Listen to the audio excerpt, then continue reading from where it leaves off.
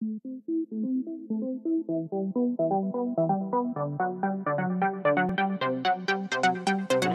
everybody, and welcome to the HTML All the Things Podcast, episode 88, How to Make Money Online. I'm your host, Matt Lawrence, and I'm joined again by my co-host, Mike Curran. If you've been enjoying the podcast so far and you want to support us, there's a couple of ways that you could do that. You can review us on Apple Podcasts or the podcast platform that you're listening to this on. You can also check us out on that Patreon. There's only a couple of tiers, but the $3 tier will give you a shout-out in the podcast, and we'll share a link to your website in the show notes. And probably the most important one is just to tell your friends and family that we're here and ready to be listened to. Share this, get this out there. And if you or your friends or family are ready to go a step further, you can come check us out on our Discord server. We have hundreds of members in there now. Tons of people chatting away about different things in the programming world. So come hang out with us and chat about programming, TV, games, whatever else you'd like to talk about. But as always, we always got some weekly pain. So Mike, weekly pain point, take it away. All right. So like last week, I said I moved this week. So with moving comes lots of IKEA furniture, and I've been building IKEA furniture nonstop for the last 3-4 days, essentially. The first couple of days was pretty crazy. Like I had to build a bed, and I don't know if anyone's built IKEA beds before, but they're a pain, a huge pain. It took me like 4 or 5 hours or something. It was insane. I would have just bought a bed frame, man, just a metal one, and been like, the hell with this. Like, yeah, I did it, and I'm happy I did it. It was about 100 screws. In a bed frame? Yeah. It's like a huge surface area. Like, what do you screw in every couple of feet? Like, what the hell? Yeah, there was a lot of screws, and there's like a bunch of structure. It also has 6 drawers. Oh, so your thing is more than a bed frame. It's like, yeah, it's not just a platform bed? It's like a platform, yeah. It's a platform with 6 drawers and then like a box spring built in. So it was a pretty interesting contraption. That's been built. But yeah, IKEA furniture is almost built. Place is looking much better. It's livable. Quarantining, all the fun stuff. What's your pain point, Matt? Well, little transition there. My weekly pain point is lack of communication and planning. Had a project sort of blow up on this. I'm not going to go into what the project was. Had a project kind of blow up on us due to a major lapse / missing piece of our communication. And also a major lack of planning as a result of the lack of communication. So I'm not going to go further than that into that thing, but it's a mess. It's bad, and yeah.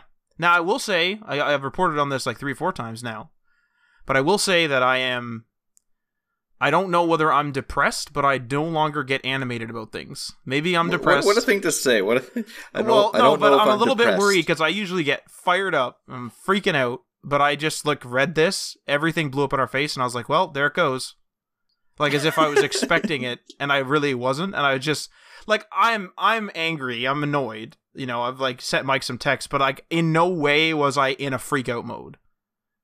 I'll rant a bit, sure, but I'm not, sweating, freaking the hell out, whatever. So I think I might be depressed. Yeah.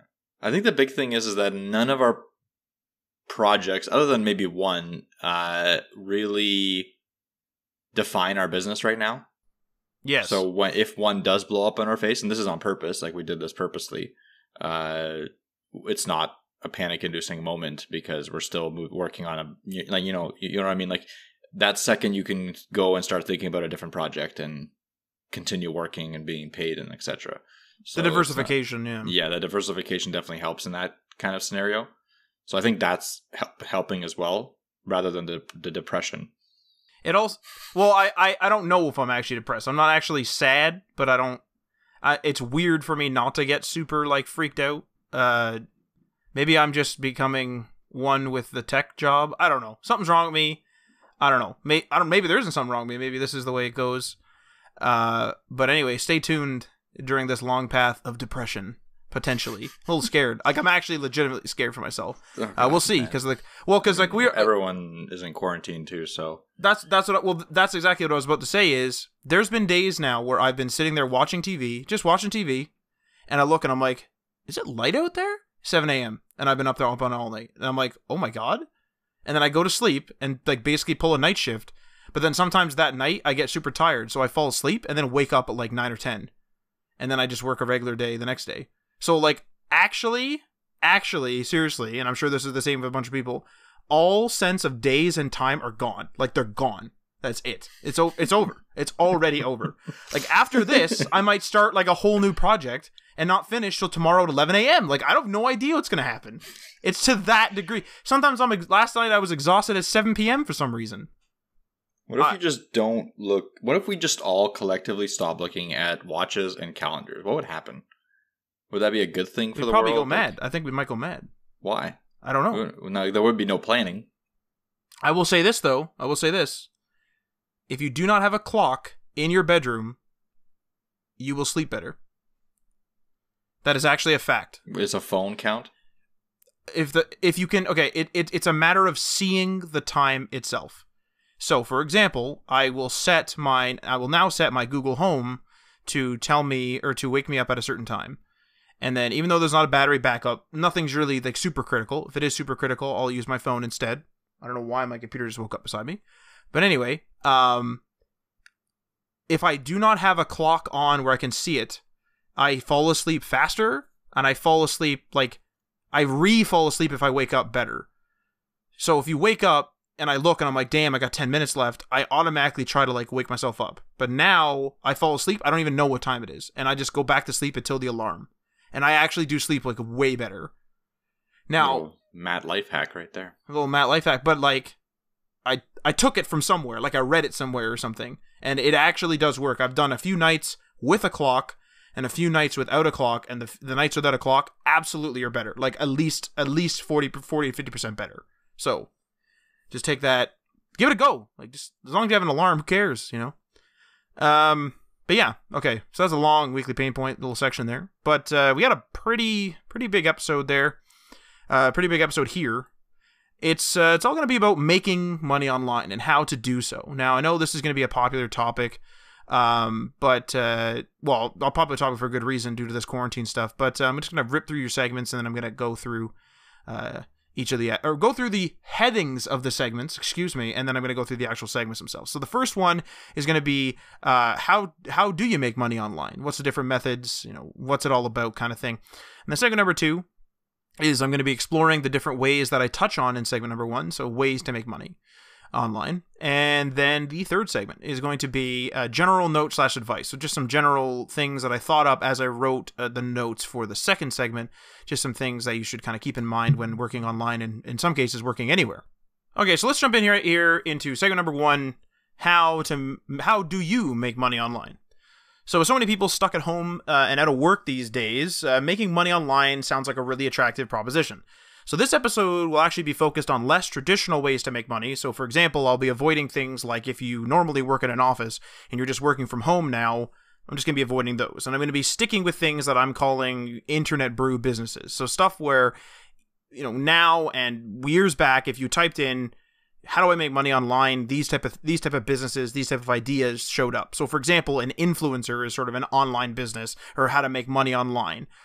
So if you've ever Googled how to make money online, you'd have no doubt been bombarded by tons of different methods that promise to make you, you know, 1,000 a week, 100 a week, etc., etc., etc.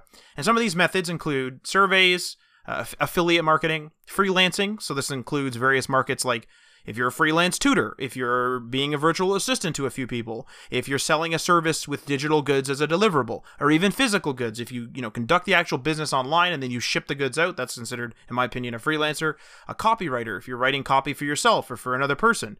Well, actually, I guess it wouldn't be for yourself, but it'd be for another person. If your blog hires you and say, hey, I need you to write an instruction booklet on this, and we're going to have a how-to blog on this, there you go. That you're being a freelancer. And there's tons of different things in there. In addition to all of that, there's also podcasts, there's also blogs, and there's also being an influencer, which I've already mentioned, which, generally will involve several of these other methods like affiliate marketing or other monetizations that they'll do.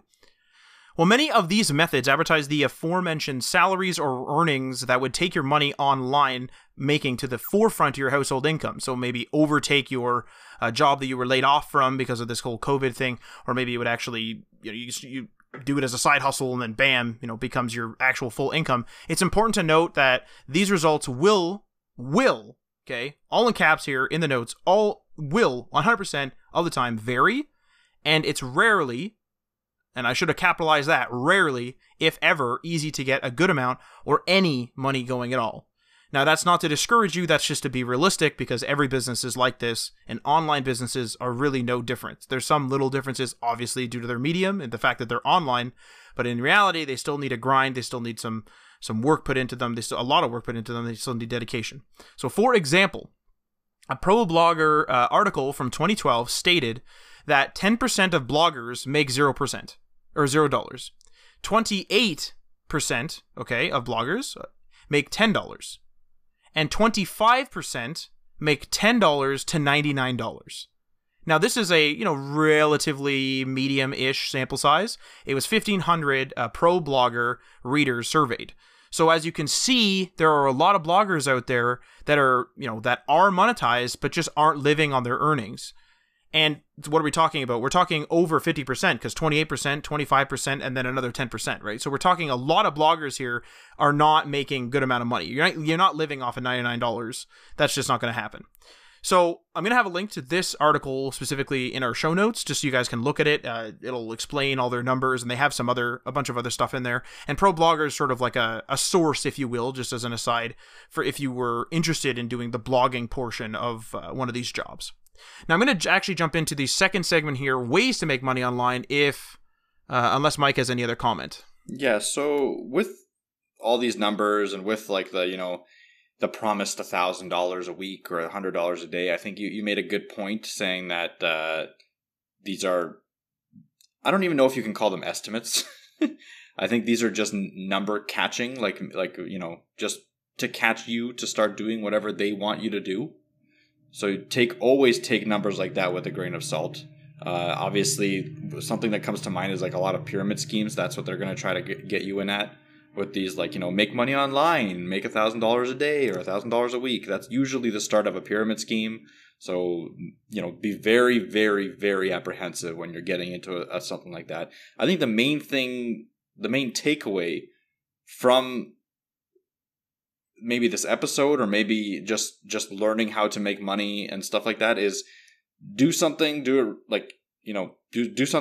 really well, do something that you're passionate about, and try to gain an audience. And I think Matt will talk about that, and I think that applies to almost every method of making money. Almost, not all of them, but almost every method is like try to gain an audience based on your passion.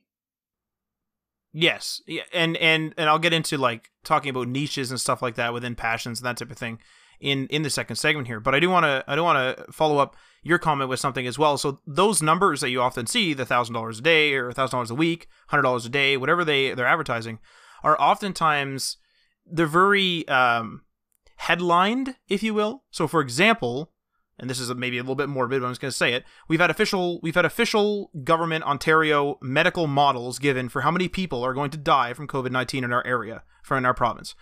And the actual model stated that if we did not do anything, I believe it said there would be 100,000 model deaths in Ontario and here in Canada. Now, since we are doing something, the medical model projects a much lower number range of 3,000 to 15,000, I believe. Now, please, I'm doing this from memory, so please verify those numbers. But the point is, the news is going to attach themselves to either the 15,000 or the 100,000 and put that in their headline, because those are going to be the things that grab you, the things that get you the click. And it's the same with these methods. If somebody is doing surveys and making a ridiculous $200 a day, they're absolutely going to be putting that in their in the title of their link, in the title of their Google ad. They'll actually put that as their slogan sometimes or something. They're going to use that model, that clickability, and it's not lying, right? It's not lying, to be clear, but that's what they're going to use. So just keep that in mind and make sure you do your research, and that'll actually come up again as a point later in another segment here. So segment number 2 then is ways to make money online. So I got several methods that I've written down. I'm just going to go through the actual headings and then I'll actually go into them. So the first one here is surveys.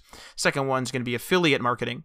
The third one here is going to be freelancing. The next one's going to be blogs. And the next one is podcasts, followed immediately and finally by being an influencer. So not in any particular order, just sort of spread out there. So surveys. Now, there are many services out there that offer surveys to their members, and in return for answering those surveys, the members get a reward of some sort.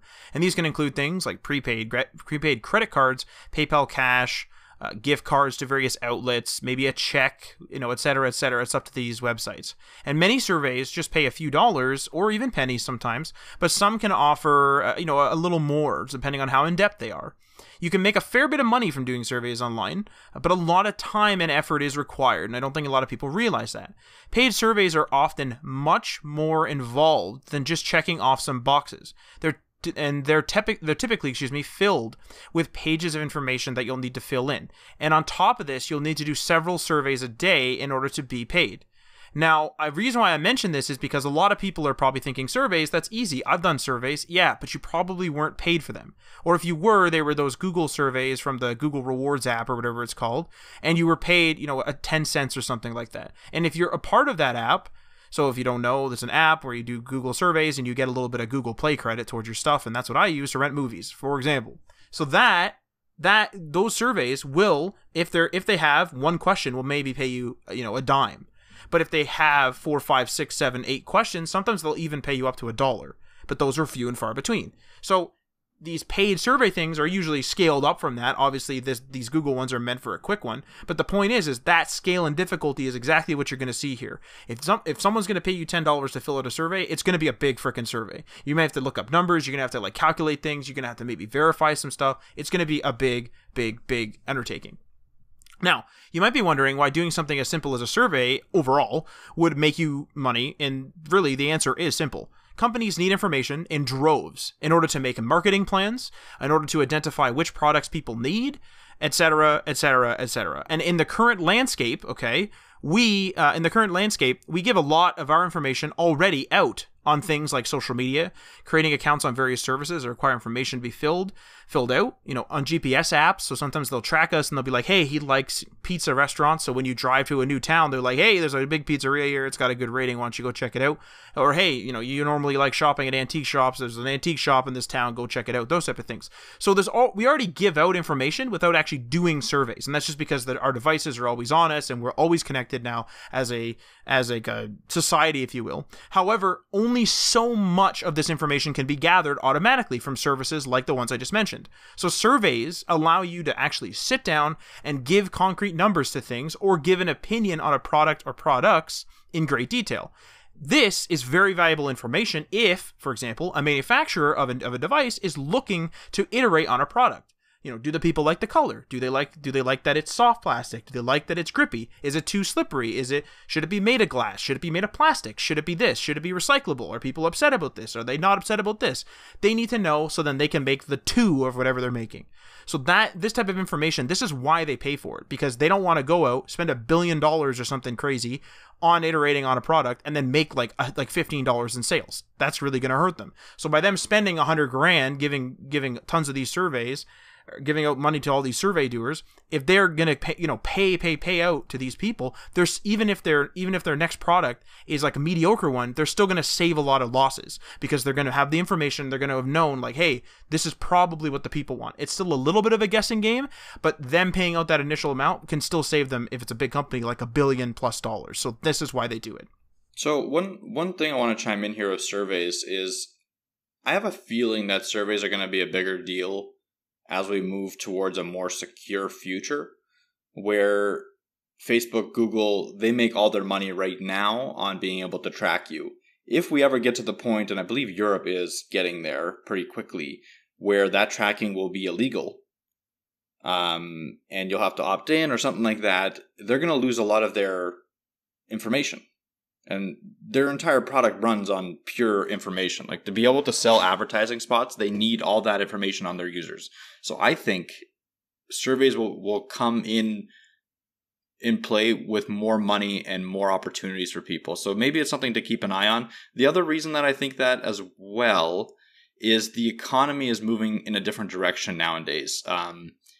Basic income, like we've been talking, politicians have been talking about universal basic income. Automation is coming into play. So I think there's going to be a lot of people that are going to be relying on online income, on income, non-standardized income. And I think surveys will be part of that. I don't know if they're going to be traditional surveys or if it's going to be like allow tracking. And based on your allow tracking, you get a certain amount of money. per company that you allow them to track, you. Like stuff like that companies will have to be innovative to get people's information rather than just, blast everyone with trackers and hope for the best, hope that there's no regulation, because regulation's coming. It's just a matter of time. So some people will have to adapt. So I think surveys or something like it will be a bigger thing in the future. That's a really good point. Is it's almost like surveys used to be the way to gain information or get information online. Then smartphones and smart homes started kind of taking off, and then now they can just do it automatically. But you're right, with things now, with the legislation, the government's catching up. They'll have to probably rely on surveys, and to be blunt, there's a lot of, because the online selling game, whatever it is, whether you're selling phone cases or whatever, is so big now. Surveys are going to be I could see them having a bit of a renaissance either now, or because I'm not really attached to this industry in any way, but either now or they will be having a sort of renaissance, if you will, because companies are going to realize, like, wait, I was just gathering information automatically, but these surveys are more than likely much more valuable, and they'll allow these people, even just something as simple as a smartphone maker, a smartphone case maker, even to just figure out, like, hey, our edges were too sharp, we need to do a little bit of sanding on here, and that will go a long way. Once the reviewers pick up that case, bam, the influencers get it, and like we're gonna talk about influencers soon, and the influencers get it and it fixes. So all of this online stuff really ties in together. But I think you're right on that, where the surveys, I think, are going to receive a bit of a renaissance, if you will. They're going to kind of surge back into more popularity.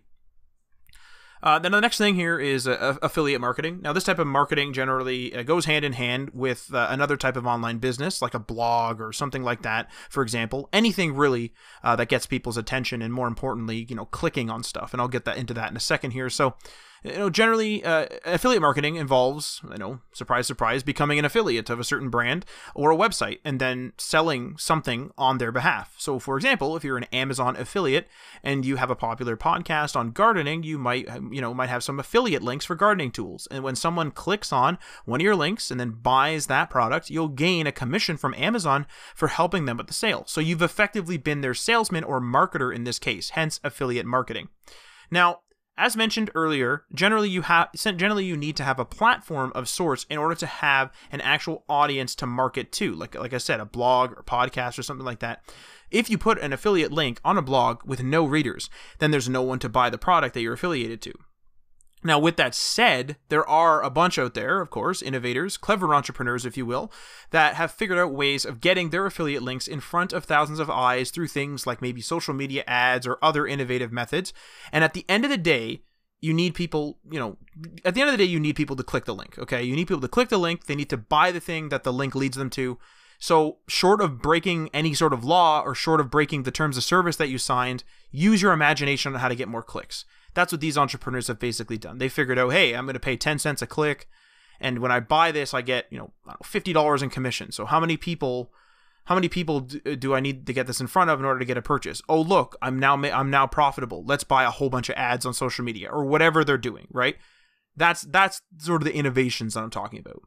Now, many websites, okay, not just Amazon, many websites offer affiliate programs that are free to join, so you're not really limited to just things like Amazon, like I said. So if you, for example, are writing things about local events, many online ticket sales vendors will actually offer an affiliate program. And so you can put hey, this is the event happening in Hamilton or something, and click here to get tickets. And if someone clicks there to get tickets and actually buys the tickets, you will get a piece of that, or however the affiliate programs work. Always read those, terms of service and how you get paid and that type of thing before you just jump into these things, but that's generally what will happen. You'll get a piece of that ticket sale or get a fixed commission or whatever that particular vendor chooses.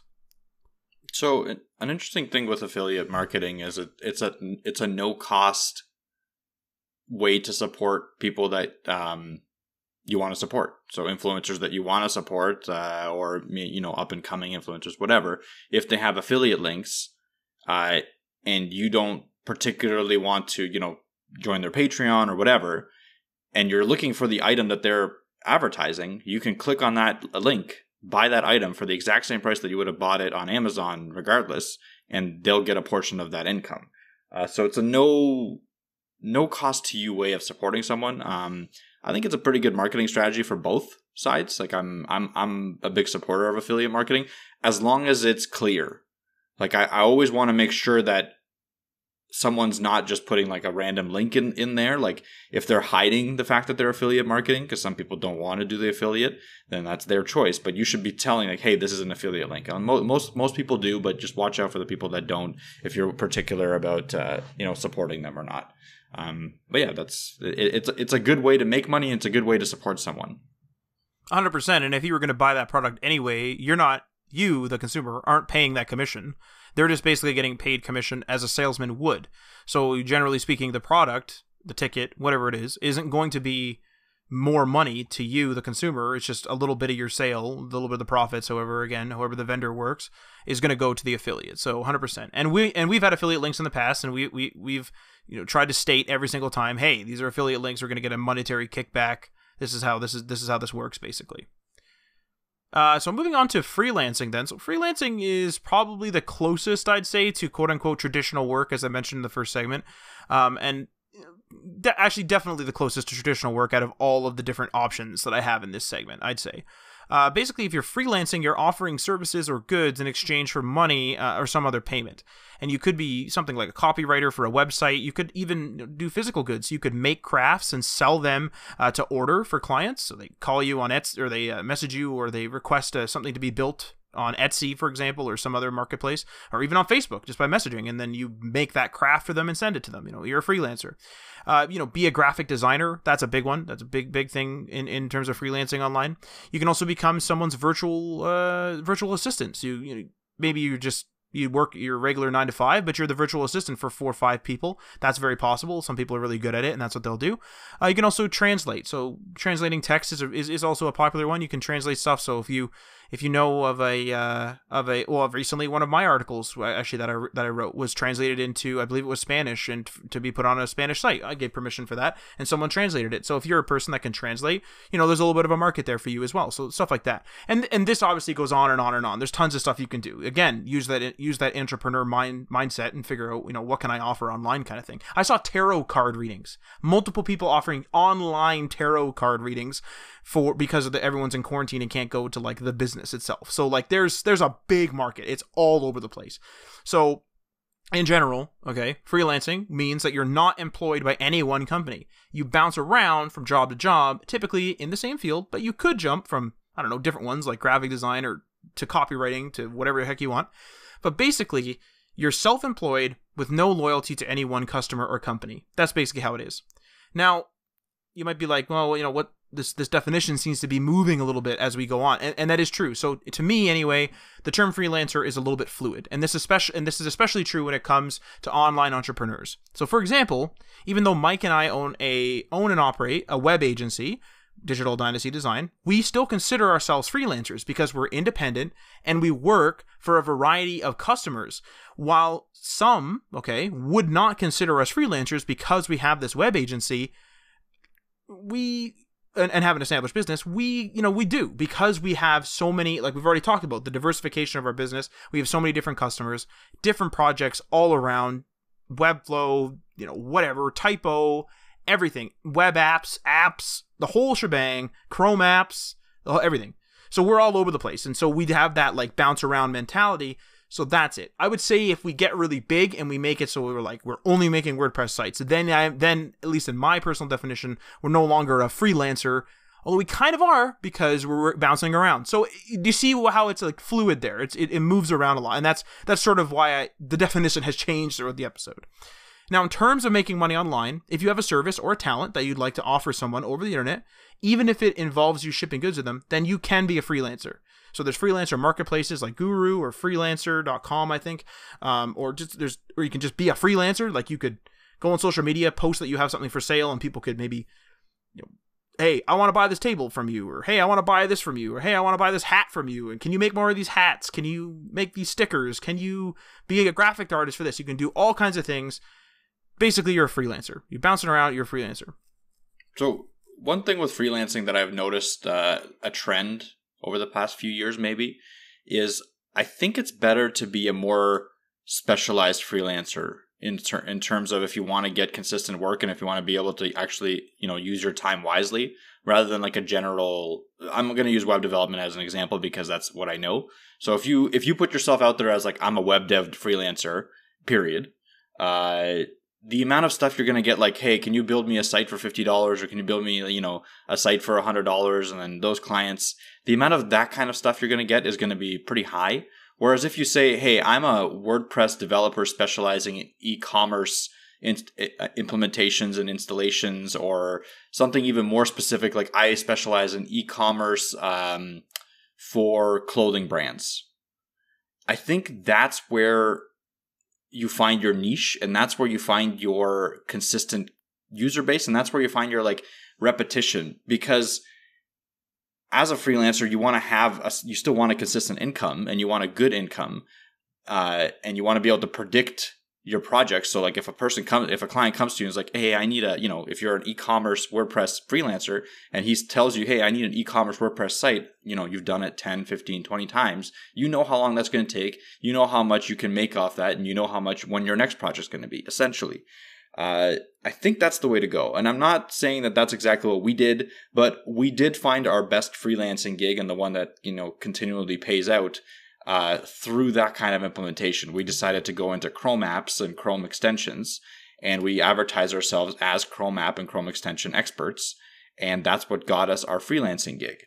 And that turned into a more of a contract gig and more of an employment and stuff like that. But essentially that's where I see it going. And that's where I kind of suggest people to go into. Try to find your thing. Like if you're really good at scaffolding a website, like getting a design from Photoshop and then making that website, maybe, find the keywords, find the right implementation of your skills and do that. Just keep pumping those out as much as possible.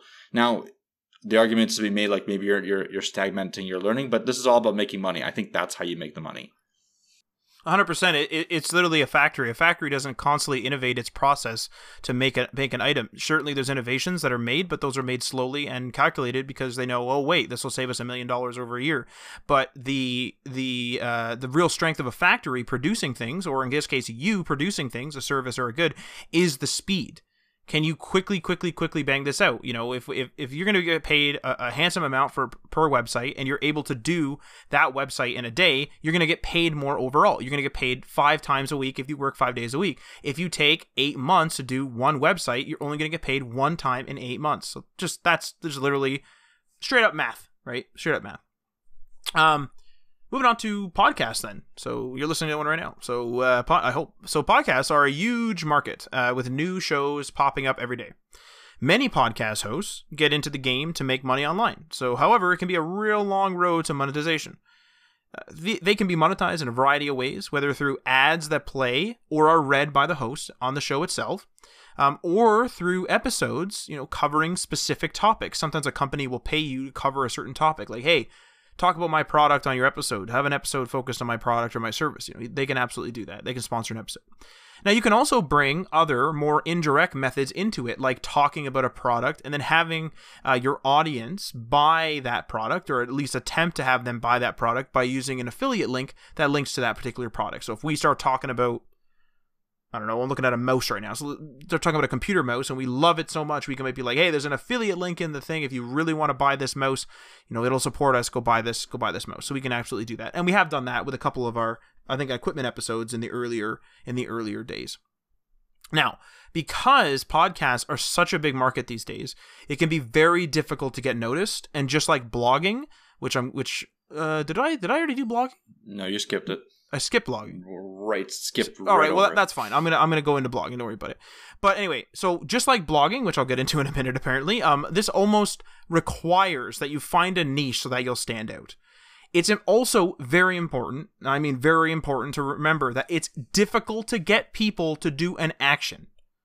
And I'll explain that. So if you get 1,000 listens on your episode, chances are you'll get less than 100 clicks on an affiliate link, and even fewer purchases than that. Now, all audiences vary, of course. People vary, absolutely.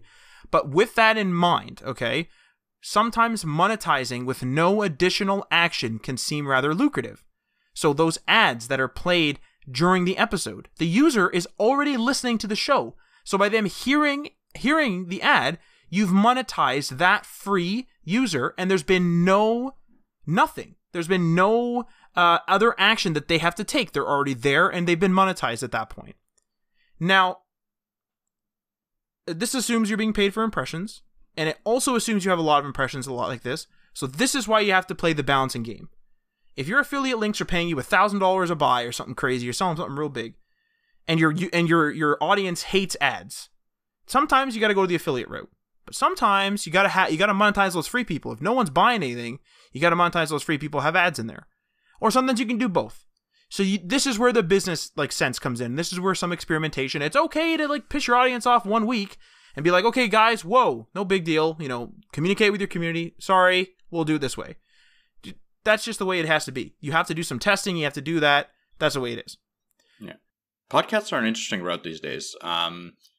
And it's a little bit difficult from I've been in some podcast communities, and I've talked to some other creators that do podcasts, and their friction point and their main pain point is convincing advertisers that impressions are important, because advertisers want to see clicks. That's how it's worked for so long, you know what I mean? And they don't understand that people don't listening to an hour-long podcast aren't going to be able or usually want to click on anything that you're going to be providing them. It's going to be a very low click-through rate. That's just from experience. It's a very, very low click-through rate. But there's much more to be said about the fact that you're putting a product in their mindset and in their ear, because the more you talk about something, maybe it won't be immediate action, but maybe, a week down the line, 2 weeks down the line, when they need to use that product or when they need that product, they have it in their ear because they listened to an hour-long podcast and someone mentioned that product and talked about it for more than a second. Because when you're looking at a click-through ad, that's usually 1 second of a person's time. They're not going to have that in their mind very often. But a person that talks about it through a podcast is a value add. And that's what podcasters are having a very hard time convincing advertisers of. That combined with another factor. Right now, podcasts have, exploded in popularity. And because of that, especially now because of the quarantine, a lot of very famous people, already established actors, already established sports, athletes and celebrities, have started creating their own podcasts, and they're bringing their massive audiences into the podcast market, and their numbers are huge compared to all the other niche podcasts. So big advertisers are flocking to them and kind of leaving out the smaller guys out to dry with advertising money, because they're like, listen, this guy, whatever famous actor or celebrity, is getting, 5 million listens an episode, and we're paying him, 10 cents an impression or whatever, and it's working out great for us. We're going to pay you the same amount that we pay him, because we're going to, it's whatever, 1 cent an impression, however much it is. I don't know how much it is. But for you, your audience is much smaller because you're not a celebrity. Most of the time, if you're starting a podcast, you're not going to be a celebrity. But your audience is very concentrated and it's very attentive compared to that massive celebrity's audience. So they should be treated differently. Anyway, I'm not complaining or anything. I'm just saying podcasts are a more complicated topic in terms of monetization at this point because they're so early. I think there will be a better method soon. I think we're getting there. I think there are companies in place that are trying to make it better. I think Podchaser has some sort of method in place for monetization, but I'm not sure. Anyway, there are things that are being tried in the podcast sphere, but right now it's a little bit tough to go into podcasts and be like, I need to make money. I think podcast is a better way to generate an audience than it is to make money at this point. Yeah, I would agree. I'd agree with that full-heartedly. There's definitely some experimentation going on in the space, since it is a newer mainstream space, I'd say. And there's Anchor and Podbean themselves, and a whole bunch of other places are trying pre-roll ads and that type of thing, where the actual person, so the person recording the actual episode, if they're pre-celebrity status, can have a dynamic ad like you would on a website, where you just put your Google ad in there. There's you can put some dynamic ad spots. The same with Anchor. Anchor has those where if there's an ad that could be played there, it'll do it. If not, it'll just play the episode. So there's definitely a lot going on in the space. You're right there. And we're slowly but surely kind of getting there. And we're slowly but surely, it's just sort of like YouTube. YouTube sort of has, there's obviously innovations coming down the pipe, as there always is. But for the most part, we know how we're monetizing YouTube, and that's just how it is for now. So podcasts just, I think, have yet to hit that And podcasts are also weird because they're hosted on different services. It's weird that big companies haven't jumped on this, because it's like they're hosted on different services. They're hosted by RSS feed. You can host your own RSS feed, then you can get on Apple Podcasts. It's one of those weird things where I can't like host my music and then go to iTunes and be like, hey, just use my file, like play my file. They're gonna be like, no, submit my file. Like submit your MP3 if you want to sell your music here. Like, what are you doing? Whereas podcast is opposite. It's like, please host your own crap. However you do that, whether you use Podbean or another service out there, please use another service, and then just give us the RSS and we'll just pull it in, and that's all we'll do. So podcasts are weird, and that's probably why there's a bit of a delay in terms of their monetization, because it is strange. Like Podcorn is a new thing too. It's all over the place. There's a whole bunch of stuff out there. Now, going back, because I did this in perfect order, blogs. So blogging is a popular way, of course, to make money online. I'm sure you've heard of it. Everyone knows about it. Start a blog and put ads on there, whatever. It involves, obviously, writing a blog post on a chosen topic in order to build up a following or an audience for your writing. And typically to stand out, because there are so many other blogs out there, you'll need to select a niche, okay, so that you actually become an authority and a standout in your particular audience. So what I mean by that is, if you did something like, what's something super, super popular? I don't know, choose something popular, like movies. If you wanted to be a movie reviewer, you go in there and you review movies. There's tons of people doing movie reviews, and it's going to be very hard to stand out. Now, you can stand out by doing a unique format and those type of things. Those are those innovations, those entrepreneurial innovations that I've mentioned. But in general, it is still going to be difficult to get people to click on your Deadpool review or whatever the heck you are. But if you do a niche, like you do something like, I only review horror films of like foreign horror films, for example. You only do like Japanese horror films. You only do like horror films from these particular countries. You might be an authority on that. So you're going to become more professional at doing those particular movies. You're going to be able to stand out more than likely. And people who really love that genre, like if they just love Japanese horror films, they're going to jump right on. They're going to jump right on and follow your RSS feed, or add you to their Feedly, or they're going to follow your blog, or however you're getting your stuff out on your blog, which I'll get into and how to do that in a minute. However you're getting your stuff out there, that is where your audience is really going to come from. Now, once you get that audience established, you can monetize, and you can monetize in a variety of ways. Something like ads, maybe affiliate marketing, etc., etc. This is where all these things start to meld together. And most of the time, bloggers will use their own website or blog. However, there are a variety of services, okay, that you can use, that bloggers can use if you want to just get your stuff out there quick and you don't want to worry about hosting and making your own website and all this other stuff. That includes WordPress. Now, not the self-hosted version, WordPress.com. That includes Blogger, which is also a bit of an older one, so I don't really know what its status is at the moment, and Medium. So Medium's a bigger one right now. Now, I'll kind of do a specific point on Medium because that's what we use. So, in the case of Medium, you get a full suite of tools for writing and even for monetization. So you get to write your own content for your own profile that you signed up for, that you set up. You can even add your work to a publication if you want to add it to an existing publication that's on Medium, so like a digital magazine of some sorts. You can even make your own publication, doesn't matter. You can, your readers can, find you, so they can find you on there via the homepage, or find you on there via your name if they search you. They can follow you, so that if they read your article because it was on the homepage, they don't know who you are, but they really like your writing style, they can follow you all right there. Or they can even follow your publication if that's what they're into. And if you're looking to start up a brand and you do that, and people can follow your publication, they can follow you, etc., etc. So all of these social media tools and all this is sort of built into something like Medium, where they're all ready to go. Now, monetization, because I mentioned it, if you're in the Medium Partner Program, hopefully I'm calling that the correct title, but the Medium Partner Program, you can actually lock your story behind a paywall. So this paywall will be for Medium members only, and the general public gets a certain amount of free articles, or premium articles, if you will, for free per month, I believe. I think it's 4 or 5, something like that. But Medium members will, be able to view as many as they want, and you will get paid as the writer of one of these stories that you've locked behind this paywall. You will get paid for the reads.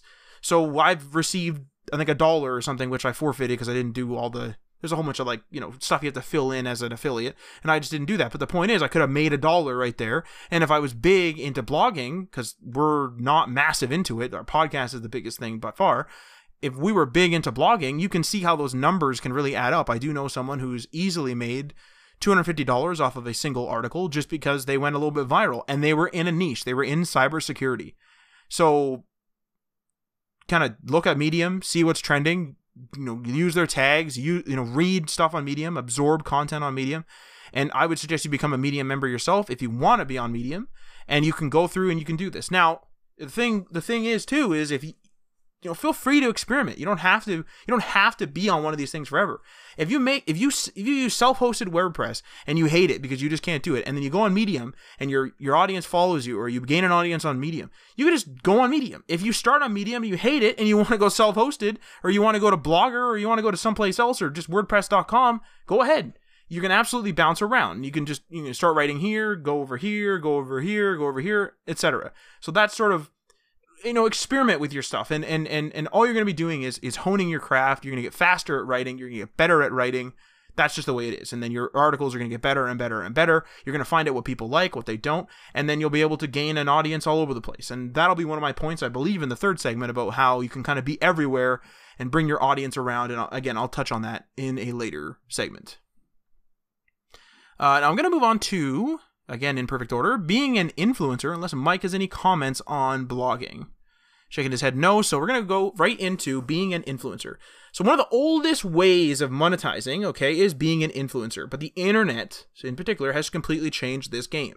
So sports, movie, TV, and other stars, right, have been influencers since the dawn of fame as we know it, because they can endorse products and as a result have a bunch of their fans buy those products, right? So having some sports guy endorse, I remember Steve Nash endorse MDG computers, for example, and so I guess Steve Nash fans would go buy MDG computers. That's a bit of a weird one, but anyway, like you know what I mean? That's the point of it, right?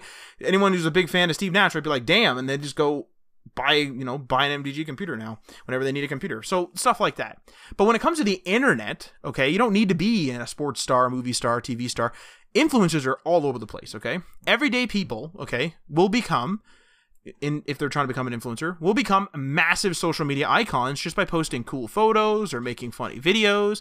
They gain a massive following or audience that they can influence through the use of their preferred channel. So for example, if they're posting a lot of photos, maybe they're using Instagram. Bloggers, okay, podcast hosts can also become influencers if their audience gets big enough, and they can tell their people to go out and buy something, or they can endorse a product that they use themselves and have their interested audience go out and buy one for themselves. So I'm sure we've had a couple of conversations in our Discord about some people that went and they're like, hey, how do I quickly spin up a website? And they go to Webflow, and it's because we mentioned Webflow in our thing. Now, we're not an affiliate of Webflow currently, but we still influence somebody to go at least check out Webflow, and now they're aware of Webflow, and we've spoken in their ear. Hey, look, this thing called Webflow, this is how it works, etc. So those type of things. Now, some of the most common influencers, okay, the influencer types, because I've kind of ripped through a bunch of them, in my opinion, are YouTubers. Those are big. The person that's in the video is the brand. Linus is of Linus Tech Tips is an influencer, of course. Many popular, Twitter personalities, those type of things, and Instagram stars. Instagram is a big one these days. A lot of photos, a lot of videos going around out there. IGTV, all the rest of it. Those are influencers to me anyway. But like I said, podcast hosts and bloggers also just naturally become influencers as they go. Now, many influencers, and here's this point I was going to talk on. It's actually in this segment. So many influencers utilize multiple channels, okay, to maximize their reach. So for example, they're famous for their YouTube videos. They've been making comedy videos or something for years, and they're famous for that. That's how they got their following. Now they use that fame on YouTube to build a Twitter and an Instagram following, and then maybe they just do a podcast as well. H3 is a prime example of this. I don't know what their social media order was, right? But in general, they got famous. H3 Productions got famous on YouTube for doing comedy videos and stuff like that. As a result, they started doing a podcast. They used that to build another channel or two for the H3 podcast on YouTube. Obviously, it's a podcast, so it's also all over on RSS and stuff like that. And that fame on YouTube also translated into big Instagram and big Twitter followings. And this is how you can kind of move your audience around. So I don't know what the H3 order was, but hypothetically, if you were big in YouTube and you tell people to follow your Twitter, a slow trickle of people will follow your Twitter slowly over time. They'll move over. Again, that's that action thing. You're getting people to do another action, so it's hard to get that. But you'll slowly get people to go into your Twitter. Your Twitter will blow up. Now you can communicate to a bunch of people, and you can say, hey guys, let's go on to, like, I don't know, my YouTube got banned. Let's all like sign up for my RSS feed, subscribe to my podcast, and then now you can trickle people into your podcast. This is sort of how you move your audience around. It's also how you become famous everywhere, for example. So you gain a bunch of Twitter followers. You now have a bunch on there. You're now an influencer on Twitter as a result of your YouTube. But there's some people who really don't use YouTube and they only really use Twitter. They might find you now because you're big on Twitter, and now you've just gained another piece of the audience, another piece of your audience. So this is how this snowball effects really goes, because you're famous everywhere. You're all over the place. Now, now online influencers monetize, okay, to touch on this, monetize via traditional ads. So, there's pre-roll ads and in-video ads on YouTube, for example, but also sponsored posts. So a company may pay you to make a specific Instagram post about their product, and you have to like say a certain thing in the caption or maybe give a little review on it. So that's another thing as well. Also, giving talks is a big one. So giving talks at events or conferences or webinars, etc. That's also a really big one. Probably the biggest one from what I hear from influencers. Those pay a fair bit because usually you have to travel and you have to go and talk to a bunch of people, and like they're getting a bunch of ticket money because people are paying to go to the said conference or event. So that's a really big one too. And there's, again, entrepreneurial innovation. There's a bunch of ways to monetize out there. Just kind of whatever, if you want to become an influencer and you see a way like, hey, I'm just going to monetize via Patreon because people seem to that works for me. There's a little bit of entrepreneurial innovation for you. Everything's free. Go on Patreon if you want. For example, I don't know if that's your thing. Again, your market, your decision, Papa John's, whatever. So moving on. I think I'm going to move on to segment number 3. Unless Mike has any comment about influencers. Yeah, I think influencers is probably one of the most important ones because, like you said, Matt, it kind of ties everything together. You generate your own brand, and you use that brand to help people that are like-minded make decisions. Because we're all looking, like when I want to buy a mattress, for instance. It's not really in my category of what I know, but if I want to buy a mattress, I'm going to look online and look for, someone that knows a lot about mattresses. And they had built a brand big enough that I can find them online and follow maybe their affiliate link, maybe their review, whatever, and buy that mattress.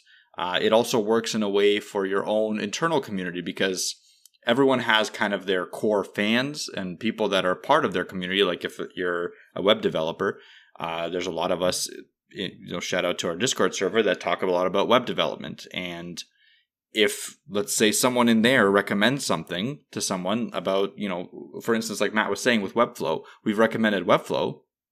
It's a good product. We like using it. We're not affiliated right now. We could be in the future, but it's a good recommendation. That's a big thing about influencing. When you're getting into influencing, don't treat it like, oh, I'm just here to make money. You got to make sure that you're giving good advice and good decisions based on some of your own research and some of your own, trial and error. You're giving that expertise that you've developed to someone else, sometimes for free, sometimes for money, whatever, because you put effort into it. Like the Webflow decision wasn't an easy one for us. Matt had to go in and spend a ton of time working with Webflow, and we had some back and forth on if Webflow is good, if Webflow is bad, but we did all that work. Matt did a lot of it, and now he can wholeheartedly recommend Webflow for certain things, and he knows what things to recommend for. Like if someone comes to Matt and asks for a recommendation to build a massive platform site that's going to be hosting the amount of content that YouTube's hosting, he's not going to recommend Webflow for you because it just doesn't fit that bracket.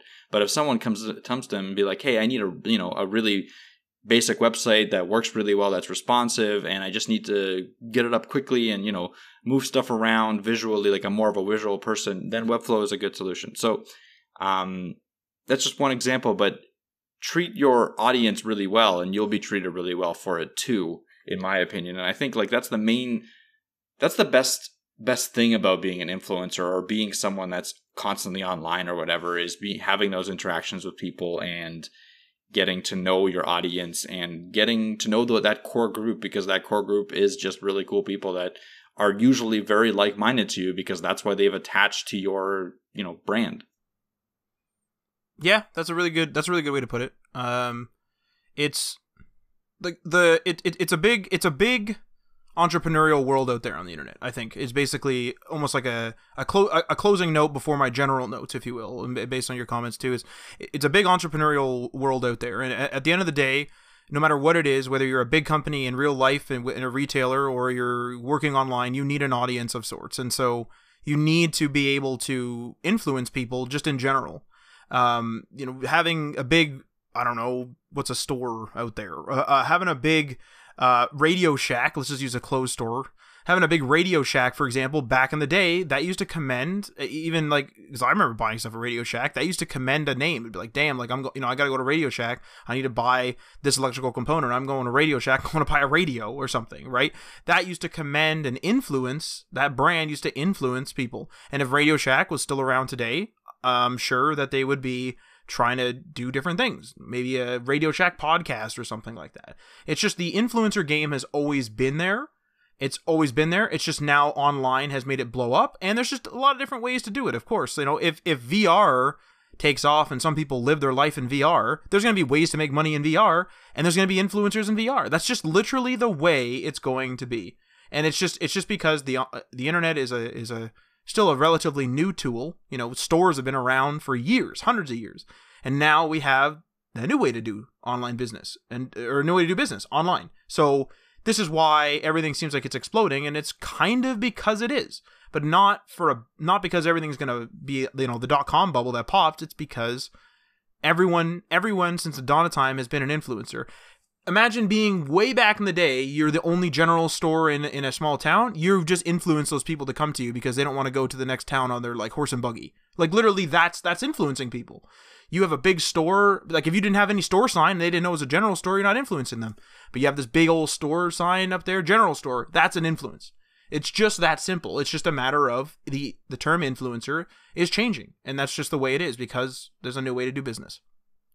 So I'll move on now to segment number 3, general note/advice. So this is just some things that have popped into my head that I didn't really want to, fit into a particular category, and stuff that I kind of wanted as a footnote for the show before the web news. So it's important to note that making money online is a job. We make it sound easy, like get an audience. Yeah, that's nice. That's how we write it on paper, but that's it is a grind. It is just a grind, the way it is, and it can take a really long time. So Mike and I, obviously with this podcast, we see up and downs, and because of this whole COVID thing, wiped out 20% of our numbers per episode, approximately. That's just the way it is. It's a grind. It's a job. Sometimes we have slow months at Digital Dynasty Design. Sometimes we have really quick months. Sometimes, some days we don't hear anything. Some weeks we don't hear anything. And then all of a sudden, every day for a month, we get, nailed by something. Sometimes it's smooth. Sometimes it's not. It's a job. It's a grind. That's the way it is. Now, certainly, some people can make money very rapidly online, as I'm sure, as we've already said, with those advertised numbers, those are very headlineable numbers, if you will. But they get super lucky, or they go viral. And usually, luck and virality goes hand in hand. Sometimes people can kind of like hijack the algorithm or stuff like that, and certainly that helps maybe to get in front of a few more eyeballs. But to go truly viral, you have to be lucky. You have to have the camera rolling at the right time. You have to publish it at the right time. It has to be seen by the right people, and it has to be shared by the right people. That's generally how virality works. If you have any other comments on how to hijack an algorithm or something, of course, let us know in our Discord or something like that, because as far as I know, that's the only way to go viral. Now, alternatively, if you know how to play the online marketing game very well, and this is touching on the algorithm part of things. So if you know how to play the online marketing game very well and know how to get your content, your product, your service, whatever it is, in front of as many eyeballs as possible, you can do those sort of hacks, if you will. SEO is sort of like a hack, right? It's sort of like Google didn't come out and say, hey, everybody, you guys should have this in your headline. Google just changes the algorithm, and the SEO specialists learn how it goes because they have their ear to the industry, and they basically become a consultant to you. And they basically say, you need to have this. Certainly there's some rules of thumb, the title needs to be this long, but there's no one telling you how long or what the text of the description should be. And the text of the description might be number 1 Google searchable today, and might be number 400 searchable tomorrow. So that's, it's just that hack. It's that way. People are figuring it out because people are listening to the online thing. And they're freelancers themselves. They're freelancing SEO skills because they're interested in online marketing, for example. Now, online entrepreneurs also benefit immensely from innovation, as I've stated over and over and over again in this episode. If you have a great idea for monetizing or marketing something, short of doing something illegal, just give it a try. Usually the cost to entry is literally nothing minus the computer that you probably already have, or, it might be very little. You can have a $5 budget on Facebook to get it in front of a few hundred people. And it might just work perfect for your market or your niche that you're trying to advertise in. You don't know. And so you should give it a try, give it a go. Who cares? It's $5-10. If that's going to sink you, you didn't have a business to begin with. That sounds really negative, but it's true. If you don't have, if you're so scared of spending $5, you have to deal with that somehow. There is a cost to entry for some things, and on the internet, it's often very low or oftentimes free. Now, always do a lot of research when it comes to signing up for services. So things like blog platforms or those paid survey sites, as we already mentioned, make sure that you check and see if it's right for you. Don't take that marketing material, make $1,000 a day at face value. Don't take that at face value. Take a note of it, but always actually look at real testimonials, actual reviews. If it's a popular service, there's going to be a blogger that's done it and he's going to be talking to you about it. Read those blogs, read customer experiences on review sites, and try to find other sites. So if it's, surveys.com or something, let's just hypothetically say there's a site called surveys.com, you're interested in it, go elsewhere to find those reviews. Certainly read their site and, read their stuff and everything's great to see if it's good for you, and then go and research elsewhere. You don't want to have everything to be curated to, surveys.com. I'm sure that's a real site, but I don't know. I've never been there, so, I'm sorry if you run it or something. Now, don't be scared of trying a few different things at once, but also keep in mind that you don't want to overwhelm yourself. So I already mentioned that you kind of want to be everywhere, but if you, let's say, want to learn Instagram and Twitter really well, you want to know the algorithms, you want to know what to post, when to post, all the rest of it, go ahead. Try to learn those two at the same time. But to try to learn every single social media in depth isn't going to work too well. You can always phase things out. So phase 1, do Twitter and Instagram, and then in phase 2, learn LinkedIn. Now that doesn't mean that you shouldn't make the accounts. If you want to be an influencer and you wanted to go on Instagram, Twitter, and LinkedIn, let's say those are the places you've chosen, and you only wanted to learn the two first, Instagram and Twitter, I would say absolutely make the LinkedIn account and just make general posts, but don't pay much attention to them. Make general posts, do your hashtags and stuff like that. But if you're really trying to learn the algorithms and stuff like that for your influencer, job or whatever you're trying to do, if you're really trying to learn them, learn those two the Instagram and the Twitter first, and then actually pay attention to LinkedIn later, for example. Now, some people will say LinkedIn is the big thing right now and you're getting tons of organic views, go do LinkedIn. Absolutely. Whatever you decide to go for first, absolutely. I'm just giving this as a pure example. Don't overwhelm yourself, because you're not going to be able to realize or to fully realize the potential of your reach on a particular social media platform unless you learn that platform really well, and you can't learn them all really well all at once. There's too many, they're too different. It's just ridiculous. I think another just general note that I want to end with here is consistency is key. Whatever you're doing, it's important to kind of just, do it consistently. If you're blogging and you want to, write an article a week or something like that. Maybe an article every 2 weeks if you can't do a week, but keep on that consistent schedule for yourself and for your new audience that you're building. Because as soon as an audience sees that you're on some sort of random schedule or you're not doing something, they're going to leave you and go to somewhere else, and you're going to decelerate your growth very quickly. So if you're doing a podcast, release weekly. Try to release twice a week, because the more the merrier kind of thing. The same thing with a blog. If you're freelancing, freelance every day. Sit down and try to find jobs. The first few you might have to do for very little money, but you need to get your name out there on these big sites if you're going to be doing freelancing. So just, grind away at it and then consistently do it. Because as soon as you, let your foot off the gas and, take a week or two off, you're going to lose that deceleration. It's going to be really hard for not only your motivation to start back up, but for your audience to continue to listen to what you have to say. That's a really good point. Actually, is a lot of people don't realize that consistency is such a big piece. They just think that each post, for example, is going to be a piece all its own. And while some industries require less frequent things, like sometimes if you're writing really in-depth blog posts, obviously you can't write one a day. But in terms of, you know, different things like Facebook or Twitter posts, realistically, I know we're not doing it, but realistically we should be posting once, if not more times per day, if we really want to learn it, right? But our podcast is consistent. Something just late or something like that, but in reality, you know, you can rely on this thing coming out on Wednesday, and chances are we'll be up. Whether it be right at noon, which I found there's a weird time zone problem, but you know, it'll be out on Wednesday 90% of the time. And then 10% of the time it'll be out on the Thursday, and then we'll have some weeks off for holidays, which will be announced generally. So I don't even think we did that this year. So no, I think we had 1 week the whole year. Yeah, yeah. I think it was Christmas, because I think Christmas Yeah. landed right on the podcast. So like, obviously, like, too bad. But I think that concludes the episode short of web news. So Mike, another quarantine-esque web news. Take it away, sir. Yeah, absolutely. Stress producing for this web news. I think everyone's kind of in the same situation where, because of the situation, because of the quarantine, because of COVID-19, we're all getting just extremely stressed really quickly sometimes. Like, sometimes you'll just be doing something normally, and then you'll just maybe think of a situation that's being affected. Like your work life's being affected, your home life's being affected. Every part of your life essentially is being affected by what's going on right now in the world. And that can be very stress inducing. So I want to take a moment to kind of give you an idea of how I deal with my stress right now. And then maybe Matt, you'll chime in with your ways of de-stressing, if you have them. But yeah, so what does that mean? Does that mean I'm always stressed? What's that mean? Just always panicking. Yeah.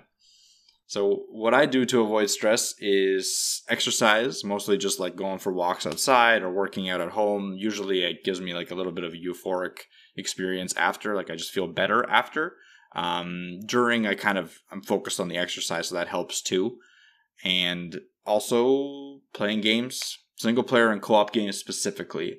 I get pretty stressed when I play online multiplayer games and stuff like that. So I try to avoid those right now because, you know, I can get stressed over anything at this point. I don't want to bring in another situation that's going to stress me out regardless. I do some reading. I just read fantasy fiction books for the most part right now. Like usually usually in normal times, I'll be reading some sort of like business book or development book or something like that alongside another like for fun book. But now I'm just dropped all that like extracurricular reading and just reading for fun. Just to relax because I have enough work as it is during the day and enough stress. And then the other thing, just to keep my mind occupied but not really concentrated, is I just rewatch sitcoms. I think, Matt, you talked about this while you were working. I just do it now just to mindlessly not even think. I just rewatch The Office or How I Met Your Mother or something that doesn't require me to think. And that helps me avoid stress. There's other stuff, but mostly that's what I've been kind of doing. With the move now, I've been really busy with rearranging furniture, building IKEA stuff. So building that 200 screw IKEA beds. Yeah. Good Lord. Yeah, that kind of helps keep my mind off of it. Not that IKEA particularly helped me avoid stress, but the stuff that I avoid, like I said, is multiplayer competitive games. So no like COD or anything. That stuff pisses me off to no end. Like I'll play it sometimes, but not just makes me angry. Again, I'm going to say it. Building IKEA furniture. That's really complicated. God damn. Like you can't have 100 screws in a bed, but apparently they do. Reading the news. I avoid reading the news for the most part. I'll keep in line with what's going on in my country, in Canada, with how they're treating everything, but I've stopped going to world news on Reddit. I've stopped just searching like global news because I think, Matt, you were mentioning before, like they'll just take a number and then they'll use that number as their headline. Oh, yeah. Just to scare people. And like, I don't have time to read every article, so I just get scared. And they'll re-report like over and over panic. and over again. The situation really hasn't changed by much, but they'll say like 60 new cases or something. And then they'll also have an article that day where they'll say something like, this is what we know about the 60 new cases. And you're like, oh, damn, shit's changing. Like, yeah. So I'll keep my eye out for like, the government website. So there's a government website in Canada that keeps you updated with how many cases there are, what are the new policies in place and stuff like that. So I'll keep my eye on that for the most part. And I have one other website that I actually check out, and that is COVID19recovery.net. It was made by some developers, and that is essentially only designed to show the good news that's coming out with COVID. So like what vaccines are being worked on, what treatments are being worked on, what are the good news, like what countries are coming out of it currently, stuff like that. Like it doesn't sugarcoat anything, but it also doesn't report any of 900 people died yesterday or something. It doesn't report that. It just reports like what's coming out of, like, what's the positives out of this whole situation. These many people got better yesterday or whatever. Yeah, I'm going to actually put that website in the show notes. I didn't have it before, so people check it out. It actually does relax me a little bit, just checking that every once in a while, because it'll show, like, for instance, Italy had less deaths than it had in the last 2 months a couple days ago. So that's good. Like, that means that something's good, like something is, moving forward at least. Stuff like that. I just need reminders that this isn't going to last forever, essentially. I will say that I tune into worldometers, and that's depressing. It's just the whole world. Yeah. I mean, it whatever. And then there is a COVID-19 app for Canada as well. So you could do that, but I don't actually do anything anymore. Sometimes I'll check it at random. I'll be like, oh, let's get depressed, and I'll go and watch it. But that's how I do it. Only when you want to get depressed. Yeah. And then I avoid future planning because right now, what's the point? I can't. Holy crap, that's ridiculous. Who cares? Not in a depressive or anything way, but I don't know what the future's going to look like. We don't know what's going to happen a week from now. Every day stuff is changing. Oh yeah, we could who knows? It could be evacuated at some point. Who knows? Exactly. Well, I mean, I hope not, but who knows? Who knows? They could evacuate the. Yeah. No one said this, but who knows? They could take you out of the population centers to try to spread out population if things go out of control. I don't know. Sure, something. I don't know if it's that crazy. I don't know. It's possible. Yeah. We don't know. So anyway, I don't think there's a point to really concentrate on your future right now. I think you just got to stay in the present and get through it and ride it out. Day at a time. Yeah. I try not to look at the economy because I know that it's going to be a drastic change. That'll come. Once we start recovering, stuff gets opened, that's when I can start going in and looking at the future again, because stuff will stabilize. But other than that, I just don't see a point during the epicenter of this whole situation to really start looking at the future. What am I going to do in a month? Where should I save money and stuff like that? No, I'm just going to live it day by day and, do my work, do all my stuff that I do to de-stress, get my life together and all that. That's all that matters. And the other thing I avoid is doing nothing. Because whenever I was doing nothing and I'm just sitting there doing nothing, I just start panicking and stressing out about the whole situation. So those are my kind of tips. Avoid doing those. Do the stuff that I do to avoid stress, or do whatever helps you to avoid stress. But definitely treat yourself a little bit better during this time. Don't treat it like at any other time is my suggestion. Take out those stress-inducing things that you would normally be doing to better yourself. Rather, do the stuff that would help you avoid stress. That's my suggestion. I don't know what your plan is and what you do, Matt, but take it away. Well, 100% I do abide by the take a day at a time approach. I absolutely will plan certain things, online mostly. I'll plan certain things out. We're going to build this, we're going to do that for work. Oh, I'll do this on, my personal podcast, stuff like that. Absolutely. I'll still keep those up because I kind of need those to keep my morale up, is some future planning in those regards. But it'll be things that aren't in person. So the in-person things are what's, the problem right now. So I'm just basically contextualized, if that's a word, what I plan. It's all can be done by, via quarantine, and that's sort of, or in quarantine, and that's sort of where I sit. I also will play a fair bit of video games. So a lot of people are home now. So it's been a bit of a renaissance for people where they can no longer say oh, I'm too busy to play. They're home at home playing. So I've been playing a lot of games actually with people online. Possibly why I'm losing track of time, because I just sort of play with this person late, play with this person early. Then I work in the regular day. Sometimes I'll work late if no one's on, but I'll go online early with somebody if they're on. I'm just trying to take advantage of the fact that there's people home, and it's one of those things where I'm taking advantage of the quarantine. The quarantine is giving me a good thing, if you will, a good social opportunity, and so I'm taking advantage of it as much as possible. Obviously, sometimes I'm working. Some people were telling me to do stuff now. Obviously, I'm doing this. Obviously, but I'm just trying to take advantage and see like, hey, look, like, the high school crew's back together and online for the first time in years. Some people bought consoles and they didn't have them before. Let's all jump online, and I'll do that, because that's a good thing that the quarantine brought along. So that's one of the things. Avoiding news. I've been avoiding news the last couple of days. That's good. I've been doing that. But I was thinking while you were talking, and I know I mentioned in the earlier thing that I was like scared that I was depressed because I was like, I just don't care anymore. I actually think the quarantine is the result, but I think it's a little bit different. So what I think, because I went into deep thought for those minute, was I wonder if it's because when everything was up and running, the world was normal, everything was fine, and hurry for our lives. I would like stress over stuff going wrong, and now that the world is on fire, figuratively, I realize that there's still stuff going wrong, there's still things happening, there's still things going on, but so much has failed on people. Like, people are out of work, people are out of everything, and yet the world just keeps going, that I now don't care. And I don't know whether that's a good thing, to be honest. But it helps me. Like, I just think to myself, like, well, this went down, but yell at me, I don't care. I don't know. I think you can make it a good thing. I think you can make it a good thing, in my opinion. I think that having that perspective that, the world moves on regardless of your whatever, like that little thing happened that pissed you off. Yeah. I think that, like, using that as a way to just move forward and continue on and grind through the day and not get focused on it is a positive. I think you should treat it as a positive. That's what I'm going to say. I don't think it's a depression thing.